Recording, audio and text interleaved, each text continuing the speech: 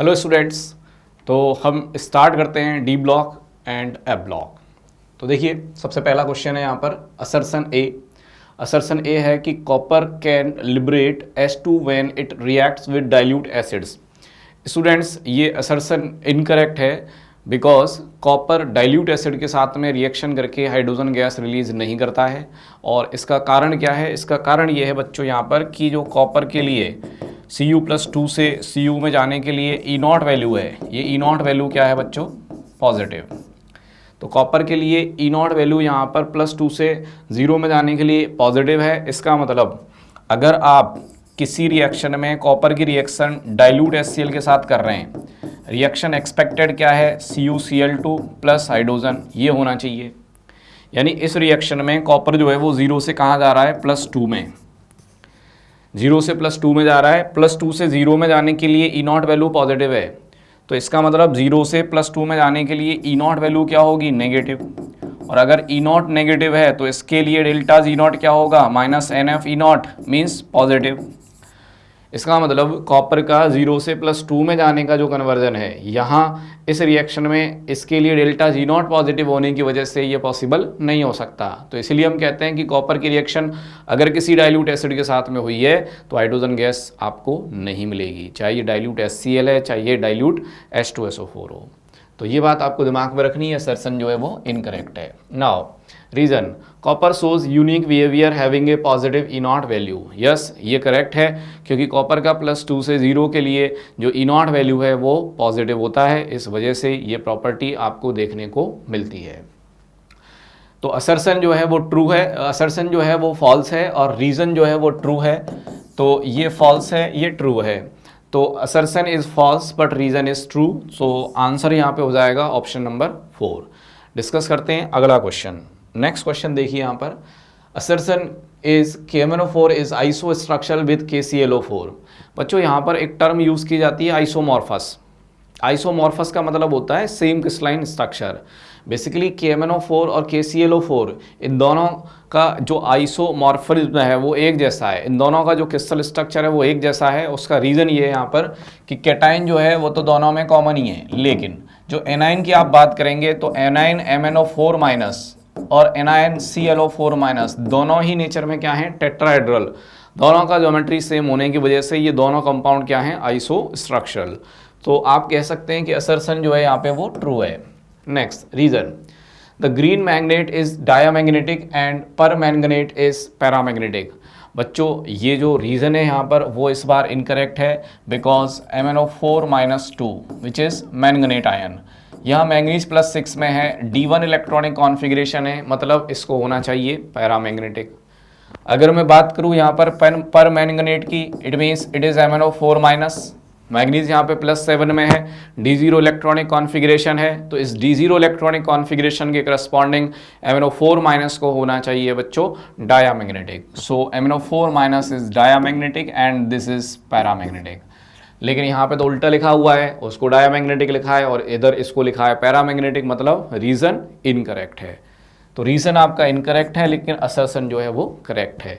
तो देखिए यहाँ पर पहला ऑप्शन है बोथ आर ट्रू, नहीं, assertion is true but reason is false. Yes, it is correct. So second option यहाँ पर इस बार आंसर रहेगा। नेक्स्ट क्वेश्चन डिस्कस करते हैं। अगला है when alkaline KMnO4 is treated with Ki iodide ions is oxidized to. बच्चों KMnO4 की जो I- के साथ रिएक्शन है वो मीडियम डिपेंडेंट रिएक्शन होती है। अगर आपने यहाँ पे एसिडिक मीडियम लिया होता, KMnO4 को आपने अगर एसिडिक मीडियम में लिया होता तो आपको मिलता आयोडीन, लेकिन यहाँ पर बात हो रही है अल्कलाइन मीडियम में। तो अल्कलाइन मीडियम में बच्चों क्या होगा यहाँ पर? तो ये KMnO4, ये KMnO4 अल्कलाइन मीडियम में आपको क्या देगा? IO3- iodate ion. तो ये थोड़ा सा दिमाग में रखना है, एक स्पेसिफिक रिएक्शन है यानी कि IO3- यहाँ पे मिलेगा। नेक्स्ट क्वेश्चन देखते हैं। What is the oxidation state of central metal in the compound which is strongest reducing agent among the EuSO4, EU2SO4 whole thrice and CeSO4 whole twice? बच्चों जब डी ब्लॉक और F block की बात आ रही है तो डी ब्लॉक एफ ब्लॉक में आपको दिमाग में रखना है, स्पेशली एफ ब्लॉक की बात हो रही है यहाँ पर, तो एफ ब्लॉक में ऐसा एलिमेंट, स्पेशली लेंथ इनवर्ट्स की जब हम बात करें, एफ ब्लॉक में लेंथ इनवर्ट्स में ऐसा एलिमेंट जिसकी ऑक्सीडेशन स्टेट +2 हो, वो क्या करेगा, +3 में जाने की कोशिश करेगा, क्योंकि उनका +3 ज़्यादा स्टेबल है। और अगर वो +4 में है तब भी वो +3 में आने की कोशिश करेगा, यानी कि +2 ऑक्सीडेशन स्टेट में एलिमेंट +3 में जा रहा है, सेल्फ ऑक्सीडाइज हो रहा है, इसका मतलब ये किसका काम करेगा यहाँ पर, रिड्यूसिंग एजेंट का। और अगर +4 में है तो सेल्फ रिड्यूस होकर 3 में आएगा, मतलब यहाँ पर वो ऑक्सीडाइजिंग एजेंट होगा, तो ये ऑक्सीडाइजिंग एजेंट का काम करेगा बच्चों, ध्यान रखें ये। तो कई बार क्वेश्चन आता है लेंथ इनवर्ट्स में कि भाई इनमें से कौन ऑक्सीडाइजिंग एजेंट है, कौन रिड्यूसिंग एजेंट है, तो जो +2 दिखा रहे हैं वो रिड्यूसिंग एजेंट होंगे, क्योंकि उनको +3 में जाना ही है, most stable oxidation states of lanthanide. And अगर +4 में है तो भी +3 में जाना है, क्योंकि +3 ज़्यादा स्टेबल है, यानी कि +4 में वो ऑक्सीडाइजिंग एजेंट होंगे और +2 में वो रिड्यूसिंग एजेंट। हमसे क्वेश्चन में उसने पूछा भी यही है, स्ट्रॉन्गेस्ट रिड्यूसिंग एजेंट, तो वो होगा जहाँ मेटल +2 में है। +2 में कहाँ पर है, यहाँ, ये +2, ये +3 और ये +4। तो हमसे रिड्यूसिंग एजेंट की बात की है, रिड्यूसिंग एजेंट EuSO4 होगा, और ऑक्सीडेशन स्टेट हमसे पूछा है, तो इसका मतलब ये ऑक्सीडेशन स्टेट क्या है बच्चों, यहाँ पर +2, ये। तो ये हमारा आंसर होगा बच्चों EuSO4, और इसका जो वैल्यू है ऑक्सीडेशन स्टेट का वो क्या है, 2। चलिए नेक्स्ट क्वेश्चन देखते हैं। Acidified K2Cr2O7 solution turns green when Na2SO3 is added to it. This is due to the formation of। बच्चों K2Cr2O7 जब एसिडिक मीडियम में आप रिएक्ट कराते हैं सल्फाइड आयन के साथ में, सल्फाइड आयन के साथ में K2Cr2O7 एसिडिक मीडियम आपने लिया हुआ है, तो ये ऑक्सीडाइजिंग एजेंट है, सल्फर को +4 से कहाँ ले जाएगा, +6 में, SO4-2, और सेल्फ रिड्यूस होके क्या बना देगा, Cr+3। बच्चों मोस्ट ऑफ द केसेस में क्या होता है, मोस्ट ऑफ द केसेस में क्या होता है कि आप K2Cr2O7 या KMnO4 के मीडियम को एसिडिफाई करने के लिए यूज़ करते हैं डाइल्यूट H2SO4, मतलब डाइल्यूट H2SO4 इस रिएक्शन में ऑलरेडी प्रेजेंट है, तो अब वहाँ पर Cr+3 सल्फेट आयन के साथ मिलकर क्या बना देगा, Cr2SO4 whole thrice, Cr2SO4 whole thrice, chromic sulphate का फॉर्मेशन हो जाएगा बच्चों, ध्यान रखें, क्रोमिक सल्फेट। अब यहाँ ऑप्शन में कहाँ है भाई है, इसने बोला Cr+2, ये तो वैसे ही गलत हो गया, क्योंकि क्रोमियम जब रिडॉक्स रिएक्शन होगी K2Cr2O7 की तब आपको +3 में मिलेगा, रिड्यूस होकर +3 में, वही ज़्यादा स्टेबल है। सेकंड वाला जो है वो बिल्कुल सही है, क्योंकि क्रोमियम +3 में क्रोमिक सल्फेट का फॉर्मेशन कर देगा। अब यहाँ क्रोमेट ये नहीं मिलेगा, ये तो बेसिक मीडियम में फॉर्म होता है, एसिडिक में थोड़ी बनेगा। Cr2SO3 होल थ्राइस नहीं भाई, जब रिडॉक्स रिएक्शन की बात हो रही है तो SO3-2 तो बचेगा ही नहीं, वो तो सल्फेट में चेंज हो चुका है, तो Cr+3 के साथ में सल्फाइड आयन वाला सॉल्ट तो पॉसिबल ही नहीं है फिर, तो इसलिए आंसर क्या है यहाँ पर, second option, second option is the correct answer. Next question discuss करते हैं। अगला क्वेश्चन है बच्चों, which of the following aqueous ion is green colour. D block में कैटायंस के एक्वस सॉल्यूशन का कलर पूछा जाता है कि एक्वस मीडियम में ये कैटायन कौन सा कलर रखता होगा, तो कौन सा कलर रखते हैं भाई, ध्यान देखें, आयरन +3 अगर एक्वस मीडियम में लिया हुआ है तो एक्वस इस आयन का कलर होता है बच्चों येलो, ध्यान रखें, Fe+3। निकल +2 एक्वस मीडियम में कलर देता है ग्रीन, क्रोमियम +3 का कलर होता है बच्चों वायलेट, एंड कॉपर +2 तो आप जानते ही हैं, बोल ही नहीं सकते इसको, तो ये तो ब्लू है। तो यहाँ पर ग्रीन कलर कौन देगा बच्चों, तो ग्रीन कलर जो है यहाँ पे निकल देगा, आंसर क्या देगा, सेकंड ऑप्शन, आसान सा क्वेश्चन। अगला देखिए, when KMnO4 solution is added to oxalic acid solution the decolorization is slow in beginning but become instantaneous after some time because। बच्चों बहुत सिंपल सी बात है, जब आप KMnO4 की ऑक्जेलिक एसिड के साथ टाइट्रेशन कर रहे हैं, जेई पॉइंट ऑफ व्यू से ये टाइट्रेशन बहुत इंपॉर्टेंट है, क्यों, कई क्वेश्चन आ चुके हैं सिलेबस में, स्पेशली मेंशन किया हुआ अलग से, जेई मींस एडवांस ने मेंशन किया हुआ अलग से ये टाइट्रेशन।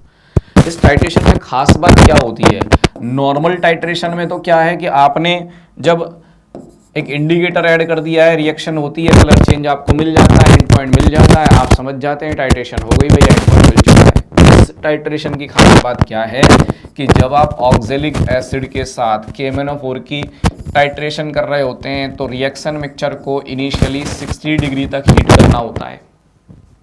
नॉर्मल टाइट्रेशन नहीं है ये, आपको रिएक्शन कैरी करने के लिए क्यों कर रहे हैं ये 60 डिग्री पे हीट, क्योंकि KMnO4 की ऑक्जेलिक एसिड के साथ जो रिएक्शन है वो स्लो रिएक्शन है। स्लो रिएक्शन है तो आपको रिएक्शन को थोड़ा सा फास्ट करने के लिए इनिशियली इस टेम्परेचर पर हीट करना होता है। एक बार आपने हीट कर दिया, रिडॉक्स रिएक्शन होगी, यहाँ पर ऑक्जेलिक एसिड ऑक्सीडाइज हो जाएगा CO2 में। अब यहाँ एसिडिक मीडियम की बात हो रही है KMnO4, अब ये रिड्यूस होगा, रिड्यूस होकर एसिडिक मीडियम में कहाँ जाएगा, Mn+2 में चला जाएगा साहब। तो ये Mn+2 क्या करता है यहाँ पे इस रिएक्शन में, ये सेल्फ कैटलिस्ट का काम करता है। किसका काम करता है, सेल्फ कैटलिस्ट, या आप कह सकते हैं ऑटो कैटलिस्ट, अपने आप कैटलिस्ट है ये। एक बार रिएक्शन में Mn+2 अगर बन गया तो उसके बाद हमको फर्दर रिएक्शन को हीट करने की ज़रूरत नहीं है, फर्दर रिएजेंट में हीटिंग रिक्वायर्ड नहीं है। एक बार Mn+2 बन जाए बस। तो शुरुआत में Mn+2 बनाने के लिए हीट करना होता है 60 डिग्री तक। Mn+2 बनने के बाद इस रिएक्शन मिक्सचर को फर्दर हीट करने की रिक्वायरमेंट नहीं होती। ध्यान रखें, स्पेशल खास बात है ये यहाँ पर इस टाइट्रेशन में। तो क्यों कर रहे थे भाई हीट हम यहाँ पर Mn+2 बनाने के लिए, क्योंकि वो यहाँ पे एक कैटलिस्ट का काम करता है। Mn+2 जो है वो एक कैटलिस्ट का काम करता है और इसके बाद रिएक्शन क्या हो जाती है, इंस्टेंटेनियस, अपने आप होने लग जाती है कुछ देर बाद में जैसे ये बन जाता है। तो सीधा सा एक रीज़न है इसका कि Mn+2 एक्ट एज कैटलिस्ट, तो ये ध्यान रखें थोड़ा सा। चलिए नेक्स्ट क्वेश्चन पे आते हैं। अगला क्वेश्चन, असर्शन ए है Cr+2 is reducing agent and Mn+3 behaves as oxidizing agent. बच्चों ये बात सही है, क्यों, क्योंकि क्रोमियम का +3 ज़्यादा स्टेबल है।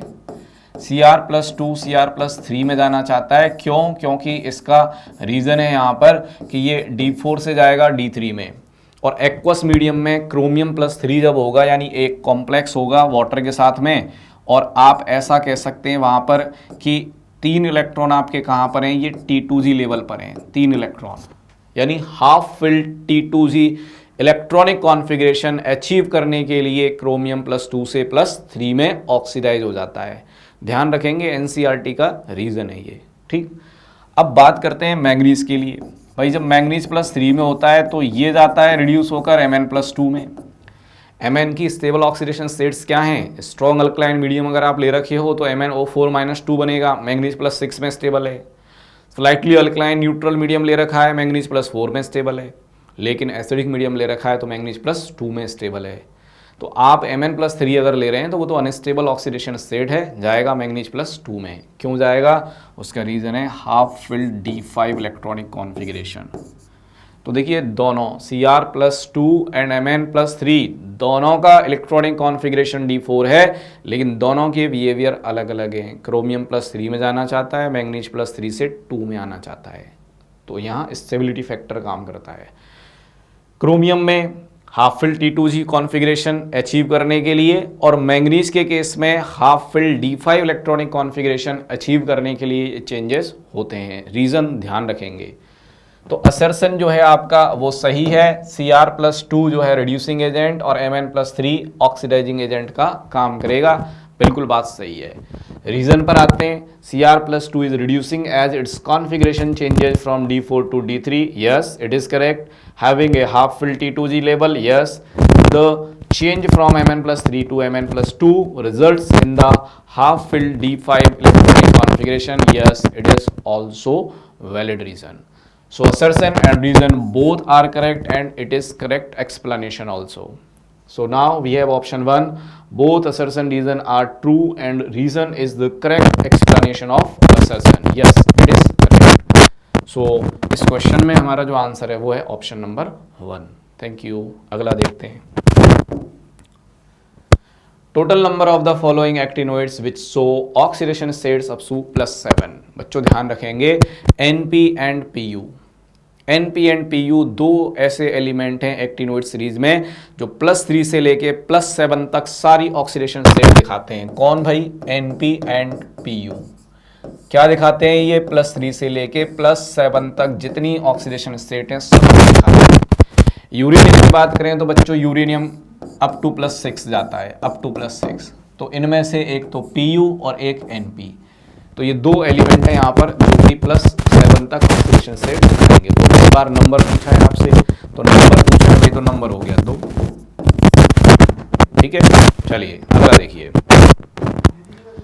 नेक्स्ट क्वेश्चन देखिए यहाँ पर, which of the following compound on direct heating can produce anhydrous form of it। बच्चों यहाँ 4 ऑप्शन दे रखे हैं, 4 में से 3 के केस में आपको क्लोराइड दिए हुए हैं, और चौथा जो ऑप्शन है वहाँ पे आपको एक सल्फेट दिया हुआ है।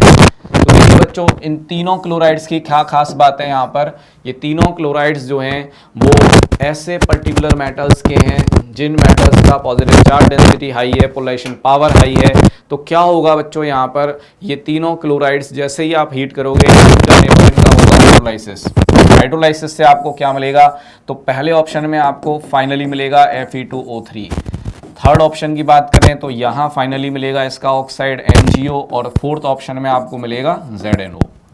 यानी कि इन 3 केस में आपको हीट करने पर ऑक्साइड मिलेंगे। लेकिन अगर सेकंड ऑप्शन की बात करें यानी CuSO4.5H2O, तो बच्चों इसे हीट करने पर आपको मिलता है एनहाइड्रस कॉपर सल्फेट, जो कि कलर में होता है वाइट और कलरलेस। यानी कि ऐसा कंपाउंड जो कि हीट करने पर आपको एनहाइड्रस फॉर्म दे सकता है, वो है सेकंड ऑप्शन CuSO4.5H2O, ये कंपाउंड होगा। ठीक है, नेक्स्ट क्वेश्चन देखते हैं। यहाँ बच्चों एक स्टेटमेंट 1 दिया है, Ni+3 has smallest size among the N3+ cation of 3D transition series. बच्चों ये बात सही है, +3 में निकिल का साइज सबसे छोटा है। अगर आपको ये बात कोरिलेट करनी है तो आप डी ब्लॉक में साइज का चार्ट दिमाग में रखिए। ट्रांजिशन सीरीज में साइज का चार्ट कुछ ऐसा होता है, ये यानी ये लेवल क्या है, निकिल, फिर कॉपर का साइज निकिल से बड़ा और जिंक का साइज कॉपर से बड़ा। इसका मतलब अगर आप लोएस्ट कैटायन के लिए जा रहे हैं तो लोएस्ट कैटायन आपको यहाँ कहीं मिलेगा, और वो कौन है, निकिल है। तो Ni+3 वो +3 ऑक्सीडेशन स्टेट में सबसे स्मॉल साइज रखता है ट्रांजिशन सीरीज में। ये बात सही है, स्टेटमेंट 1 इज करेक्ट। सेकंड देखिए, for manganese iron cobalt metal +2 oxidation state is more stable as compare to +3 oxidation state. बच्चों ये बात भी बिल्कुल सही है, क्योंकि इन तीनों मेटल का +2 ऑक्सीडेशन स्टेट ज़्यादा स्टेबल होता है एज कंपेयर टू +3, बिकॉज इन मेटल्स में +3 से +2 में कन्वर्जन का जो E0 वैल्यू है, वो E0 वैल्यू होता है पॉजिटिव, +3 से +2 का ध्यान रखें बच्चों। +3 से +2 में जब हम जा रहे हैं तो इसके लिए E0 वैल्यू जो है वो पॉजिटिव है, और E0 वैल्यू अगर इस चेंज के लिए पॉजिटिव है तो इनका जो डेल्टा E0 वैल्यू होगा वो होगा -NF E0, it means it is negative. और इस डायरेक्शन में +3 से +2 के डायरेक्शन में अगर E0 वैल्यू पॉजिटिव है, डेल्टा E0 नेगेटिव है, रिएक्शन क्या होगी, स्पॉन्टेनियस, मतलब ये मेटल +3 से 2 में जाना चाहेंगे, इनका +2 ज़्यादा स्टेबल होगा। अगर ये वैल्यू E0 वैल्यू इस चेंज के लिए नेगेटिव होती तो उस केस में इनका हाइयर ऑक्सीडेशन स्टेट ज़्यादा स्टेबल होता, नेगेटिव में हाइयर, पॉजिटिव में लोअर, ध्यान रखें। तो सेकंड जो स्टेटमेंट है वो देखिए, ध्यान रखेंगे आप, इनका +2 ज़्यादा स्टेबल है एज कंपेयर टू +3, यानी दोनों स्टेटमेंट 1 और 2 क्या हैं, करेक्ट स्टेटमेंट हैं बच्चों, दोनों। तो बोथ स्टेटमेंट 1 और 2 आर करेक्ट। ऑप्शन क्या है, 3, तो थर्ड हो जाएगा आंसर। नेक्स्ट क्वेश्चन देखते हैं।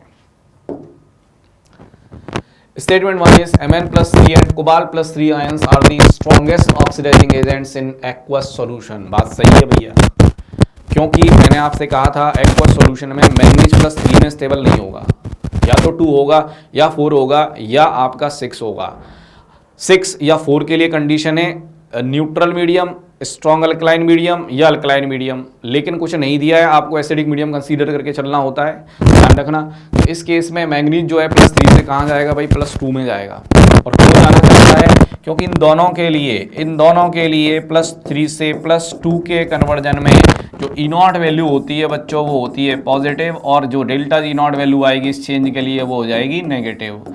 अब अगर ये वैल्यू नेगेटिव है, इसका मतलब ये चेंज क्या है, स्पॉन्टेनियस चेंज है, यानी कि ये मेटल +3 की बजाय 2 में रहना प्रेफर करेंगे। अब दूसरा स्टेटमेंट देखिए, Ti+2, B+2, Cr+2 are strong reducing agent. बच्चों ये बात भी सही है, क्योंकि इनकी हाइयर ऑक्सीडेशन स्टेट्स ज़्यादा स्टेबल होती हैं। क्रोमियम +3 में ज़्यादा स्टेबल, वैनेडियम टाइटेनियम इनकी हाइयर ऑक्सीडेशन स्टेट्स +4 +5 में ज़्यादा स्टेबल। तो कहने का मतलब अगर इन एलिमेंट की हाइयर ऑक्सीडेशन स्टेट ज़्यादा स्टेबल हैं तो इसका मतलब ये हुआ कि इनके जो M3+ से M2+ में कन्वर्जन है उनके लिए E0 वैल्यू क्या आएंगी, नेगेटिव आएंगी। तो डेल्टा G0 क्या हो जाएगा, पॉजिटिव, यानी कि ये चेंज नॉन स्पॉन्टेनियस चेंज है, यानी ये +3 में ही रहना प्रेफर करेंगे, यानी इनकी हाइयर ऑक्सीडेशन स्टेट में है। 3 से मतलब नहीं वो 4 भी हो सकता है, 5 भी हो सकता है, वो करस्पॉन्डिंग मेटल पर डिपेंड करता है। लेकिन अगर आप 2 से 3 में जाना चाह रहे हैं तो उस चेंज को देखकर आप बता सकते हैं। तो इन तीनों के लिए इनके +3 से 2 में कन्वर्जन की जो E0 वैल्यूज हैं वो नेगेटिव हैं, यानी इनकी हाइयर ऑक्सीडेशन स्टेट्स ज़्यादा स्टेबल हैं as compare to lower oxidation states. बच्चों ध्यान रखेंगे ऑक्सीडेशन स्टेट्स की जो स्टेबिलिटी है most of the time E0 value से डिसाइड की जाती हैं, इसीलिए मैं बार बार ऑक्सीडेशन स्टेट्स के करस्पॉन्डिंग क्वेश्चंस यहाँ पर लेके आया हूँ। पिछला क्वेश्चन भी इससे रिलेटेड था और अगला क्वेश्चन भी इससे रिलेटेड है। 3 क्वेश्चन यहाँ पर आपको ऑक्सीडेशन स्टेट की स्टेबिलिटी से रिलेटेड मैंने दिए हैं। क्यों, मेंस में आने की पॉसिबिलिटी इनकी हाई है, ध्यान रखें। तो अब देखिए यहाँ पर दोनों स्टेटमेंट क्या है, सही है भाई। दोनों स्टेटमेंट अगर सही हैं तो इसका मतलब सीधा सा है कि statement 1 is true and 2 is true, statement are true, option 3 is correct answer. अगला क्वेश्चन देख लेते हैं। अगला क्या है भाई, KMnO4 इज एसिडिफाइड विद। बच्चों डाइल्यूट H2SO4 यूज किया जाता है, क्यों करते हैं उसका कारण है, इसके साथ रिडॉक्स रिएक्शन हो नहीं सकती, ये सल्फर +6 में है।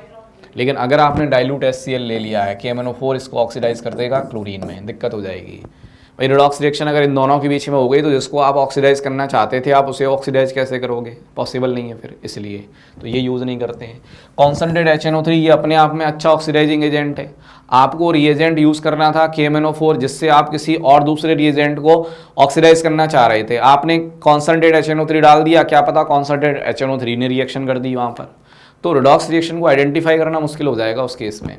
तो इसलिए हम HNO3 को अवॉइड करते हैं। तो आप जो एसिड यूज़ करते हैं बच्चों वो है डाइल्यूट H2SO4, ध्यान रखना डाइल्यूट H2SO4। नेक्स्ट क्वेश्चन पर आते हैं। Incorrect statement with reference to cerium क्या है, पहला देखिए Ce+4 इज रिड्यूसिंग एजेंट। बच्चों थोड़ी देर पहले मैंने डिस्कस किया था कोई भी लेंथेनोइड अगर +4 में है तो 3 में आएगा, 2 में है तो भी 3 में आएगा। तो +4 में है अगर तो 3 में आ रहा है, सेल्फ रिड्यूस हो रहा है, मतलब ऑक्सीडाइजिंग एजेंट होगा ना कि रिड्यूसिंग एजेंट। तो यहाँ जो ये वर्ड लिखा है मुझे इस पर आपत्ति है, ये होना चाहिए था ऑक्सीडाइजिंग एजेंट, मतलब ये क्या है, इनकरेक्ट ऑप्शन है। और उसने वही पूछा है, पहला ही ऑप्शन मिल गया इनकरेक्ट हमको, लेकिन बाकी चेक कर लेते हैं। Cerium in +3 oxidation state is more stable than in +4, बात सही है।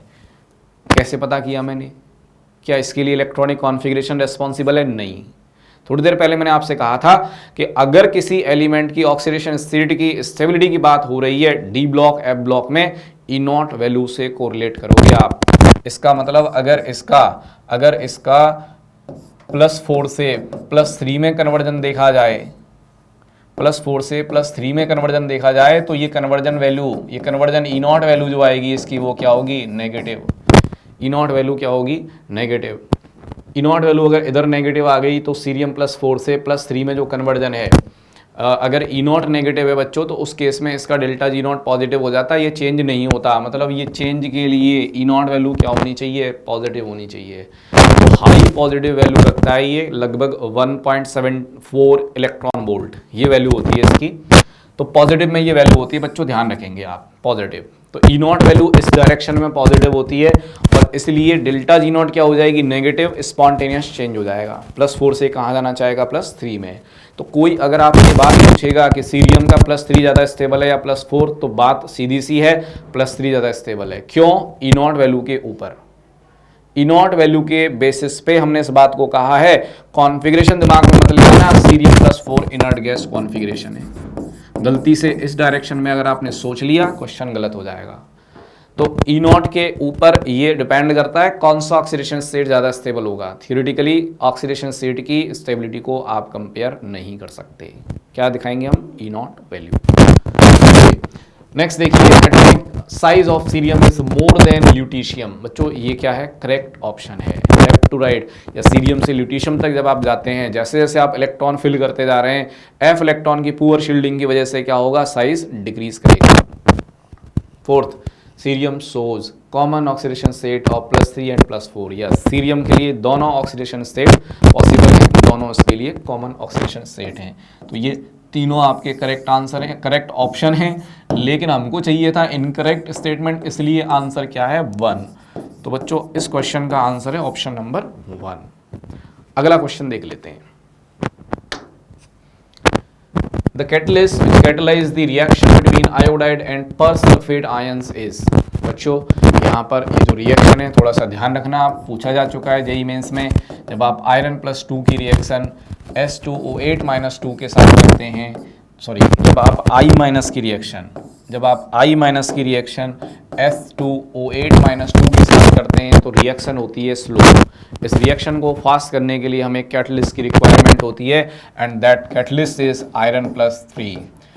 आयरन +3 क्या करेगा बेसिकली यहाँ पर, तो ये सबसे पहले I- को ऑक्सीडाइज कर देगा, किसमें, I2 में। सेल्फ रिड्यूस हो जाएगा साहब Fe+2 में। अब जब Fe+2 बन चुका है तो भाई हमको कैटलिस्ट जो है वो तो +3 में ही चाहिए वापस। तो अब क्या होगा भाई यहाँ, तो ये जो S2O8 - 2 है जिसमें कि परऑक्सी लिंकेज होता है, इसकी स्ट्रक्चर अगर आप देखें तो इसकी स्ट्रक्चर ऐसी है, ये डबल बॉन्ड O नेगेटिव। तो यहाँ जो स्ट्रक्चर आप देख रहे हैं इसमें परऑक्सी लिंकेज है, यानी इस कंपाउंड को जब आप एक्वस सॉल्यूशन में डालेंगे तो आपको एक कंपाउंड मिलेगा H2O2। परऑक्सी लिंकेज वाले जो कंपाउंड होते हैं वो सब अच्छे ऑक्सीडाइजिंग एजेंट होते हैं, इसीलिए क्योंकि एक्वस मीडियम में रिएक्शन हो रही होती है, रिएक्शन से H2O2 आपको मिल रहा होता है जो कि अच्छा ऑक्सीडाइजिंग एजेंट है। तो ये क्या करेगा यहाँ पर, इस आयरन +2 को फिर से आयरन +3 में ऑक्सीडाइज कर देगा, और आपकी जो रिएक्शन है फाइनली उसमें क्या मिला आपको, I2 + सल्फेट। जो S2O8 - 2 है वो किस में चला जाएगा, सल्फेट में। आप कहेंगे सल्फर का ऑक्सीडेशन स्टेट तो 6 ही है, और हम कह रहे हैं ये ऑक्सीडाइजिंग एजेंट है। इसमें रिड्यूस किसको किया, ऑक्सीजन को किया।